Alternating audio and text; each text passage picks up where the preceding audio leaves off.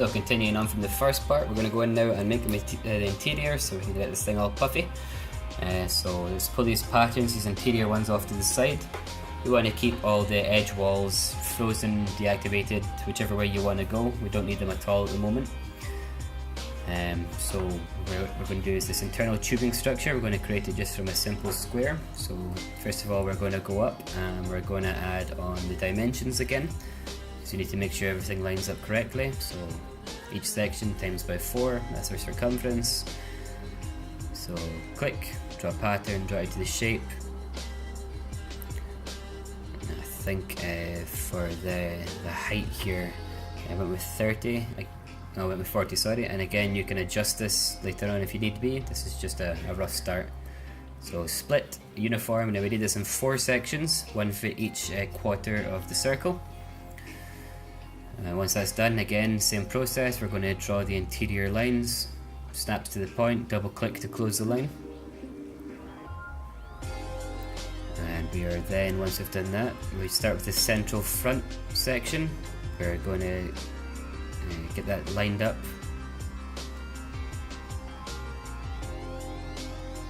If your background mesh looks a bit crazy, don't worry, we'll be adjusting that later on. Because it's deactivated, it's not going to do anything to affect this at the moment. Yeah, just I think I activated it and froze it there. So we're going to go in, line it up, and we'll stitch it onto the first hole, making sure to seal off either end of the tube as well, because we want it to be a closed tube. And we can just run a simulation afterwards to make sure that all lines up correctly and it forms the tube the way that we want it to be formed. There we go. Now at this point I go in and I would delete all the stitching that holds this section to the interior chair, because you can see it's starting to give us a wee bit kind of crazy results. So we can join that back on later. Just go and select that stitching tool, the first one, select all the stitching points and delete.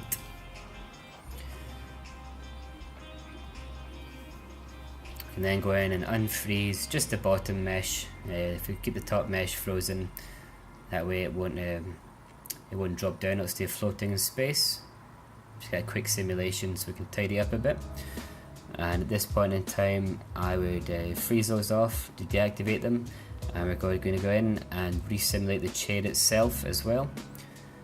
Just through this process, it's given us kind of odd results, so we want to make sure to get rid of everything as we go. Just makes it easier later on. Just go, that'll pop off to the side. Let it simulate for a few seconds to tidy up, it will resolve itself. We're now going to go in and make sure everything's frozen apart from those interior tubes. Make a wee bit of space, and we're going to copy them and repeat exactly the same process for every one of the circles on the chair until we've got a full network.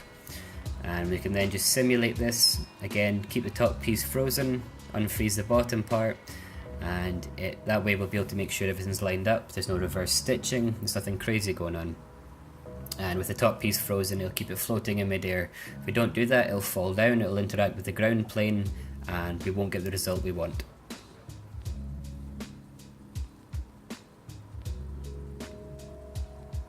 There we go, that's it done now. So that's all in place, all the tubes are good, everything's joined up, so we're ready to go. So now what we need to do is just move that mesh back over into where the chair is, as we're going to have to join it back up where the stitching was previously, joining it to the chair. Bring it back over, put it exactly the same place, exactly the same stitching.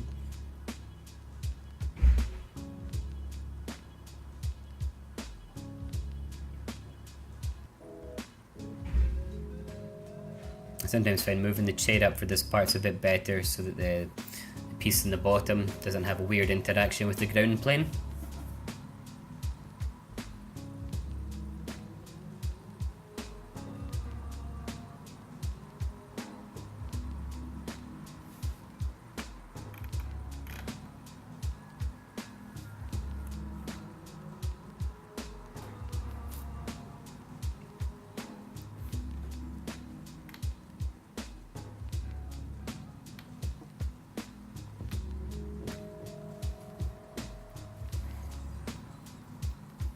So once we've got everything joined up there, we're going to unfreeze it and give it a sim as a whole, as that's the base mesh for our chair done. I'd select everything at this point in time and change our particle distance to about 10. That way we can start to see nice wrinkles. But what I noticed when creating this is even when the particle distance is at 10, you can see that the edges, they're quite choppy, they're sharp, they're not like soft wrinkles like we'd expect. So we're going to have to select the whole pattern, scale it up by, I think I went for about 400%, just scale it up by eye, and we'll simulate it. It will look a wee bit crazy to start with because it's doing a lot of work, but just let it run for a minute. As you can see there from the wireframe, there's just not enough detail going on. So scale it up. Yeah, the simulation will look a wee bit crazy because you'll have kind of shapes and spikes going everywhere, but just let it run. It will resolve itself. If you've got any super problematic areas, just pull and push at them. But that's our base chair done. So we can go through section by section now, and we're going to play with all the different settings to get what we want. So we can play with the shrinkage, weft, which is the side to side shrinkage, and the warp, which is the up and down shrinkage, and that'll change the stretch, so we can pull pieces in, make pieces fatter, puffier, however you want. But first of all, let's apply a material on there. Just create a base material.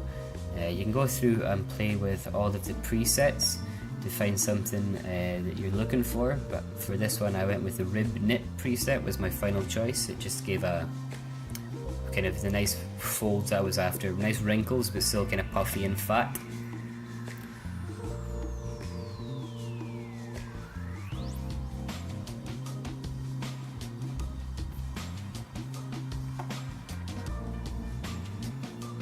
After I selected that one, I did notice that the bottom part was pulling in a little bit. So what you need to do is go in and take that bottom section, and we just need to stretch it out a wee bit. It's basically that internal bottom piece is too small for the space because it's shrunk less in the bottom than it has on the top.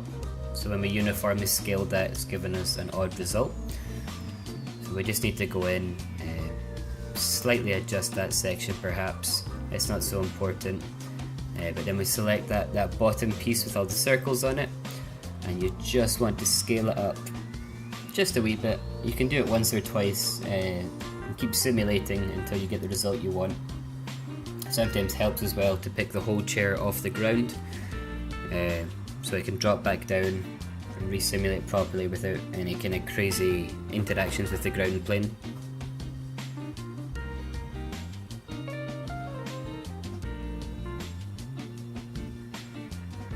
That's it tidying up nicely now. You can just give it a wee kind of pull and push around to get everything good.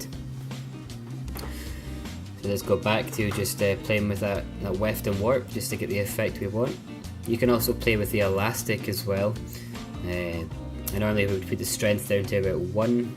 It comes in but on average, by default it comes in at 10.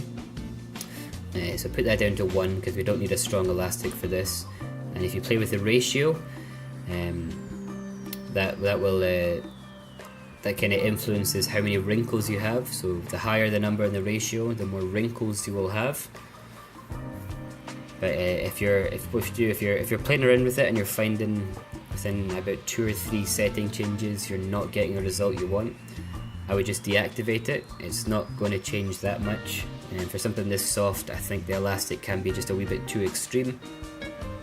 So just play around with everything. Once you've got that all in place, we're going to move on to the animation part.